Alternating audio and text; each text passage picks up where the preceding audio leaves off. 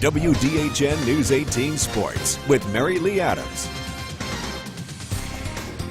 13 returning seniors will lead the Wicksburg Panthers this season in hopes to get a playoff berth for the third straight year. And happy first day of football practice, also back to school for many, but football, we're going to talk about that. Head coach Kenny Keith joining me today, 6th year as head coach for the Providence Christian Eagles. How's practice going so far? High school football in the Wiregrass. It's now in arm's reach. We are less than 6 weeks away. Can you believe it? So keeping with my 5A theme this week, we're going to dive into the Charles Henderson Trojans. Well, Alabama fans, you're in luck because the Crimson Tide were in the house as Nick Saban, Minka Fitzpatrick, Calvin Ridley, and Bradley Bozeman made their way through the media frenzy. You have a different kind of offense than a lot of teams have seen. You have a double wing, triple option attack you see from teams like Georgia Southern.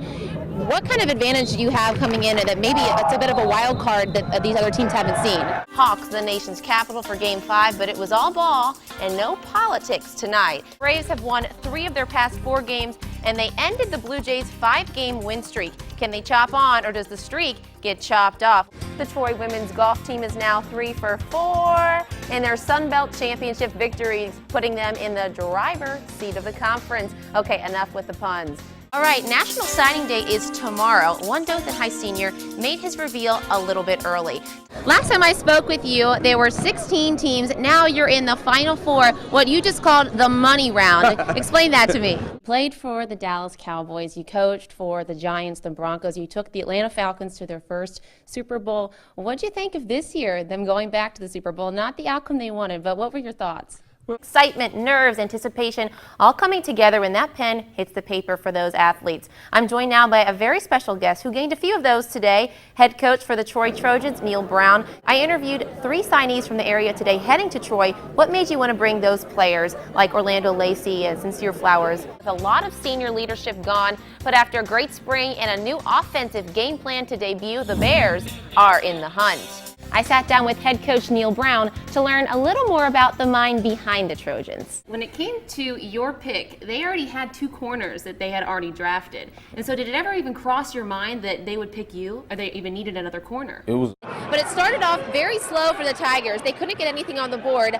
Mia Creech for the Cougars just dominating on the inside. She is just doing amazing. She's their center, and it seemed like their game plan was really to just work the ball into Mia, and then she took care of the rest. I am live from the beautiful Dothan Country Club at the Future Masters. A much-needed change of scenery today. The sun is finally out, and just in time for the 15 to 18-year-olds, they teed off today. Several local players in the hunt this year for that Navy jacket.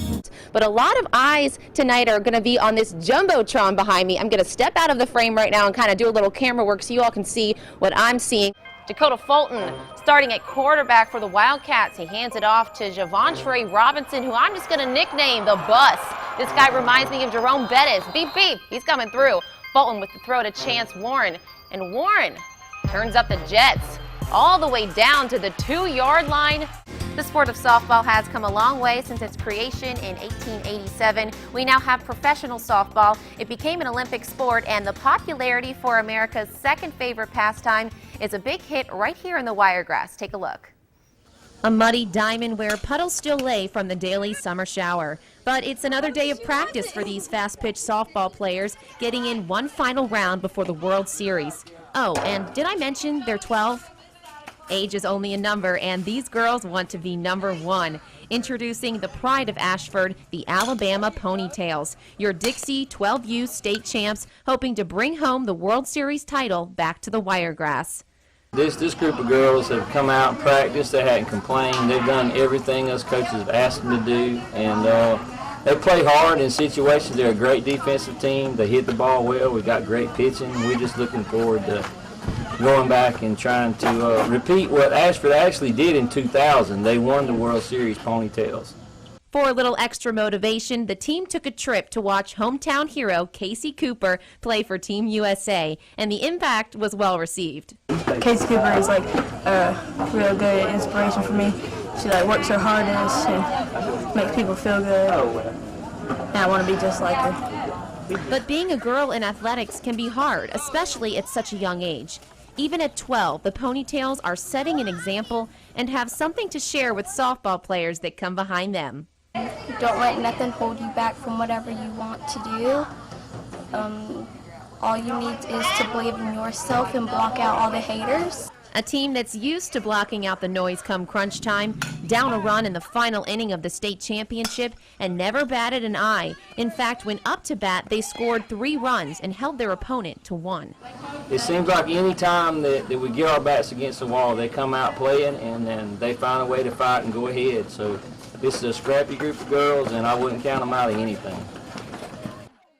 The Ponytails leave for Louisiana tomorrow in hopes to bring home that World Series title, and we wish them the best of luck here at News 18.